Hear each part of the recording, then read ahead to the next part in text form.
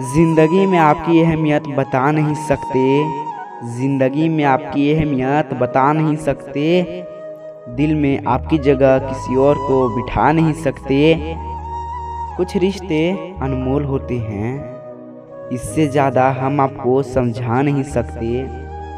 दुनिया का सबसे अच्छा तोहफा वक्त है, क्योंकि जब आप किसी को अपना वक्त देते हैं तो आप उसे अपनी ज़िंदगी का वह पल दे देते हैं, तो आप उसे अपनी ज़िंदगी का वह पल दे देते हैं जो दोबारा कभी वापस नहीं आने वाला, जो दोबारा कभी वापस नहीं आने वाला। सारे लोग अपनी ज़िंदगी से प्यार करते हैं, सारे लोग अपनी ज़िंदगी से प्यार करते हैं, पर हमें अपनी ज़िंदगी से ज़्यादा आपसे प्यार करते हैं, पर हम अपनी ज़िंदगी से ज़्यादा आपसे प्यार करते हैं।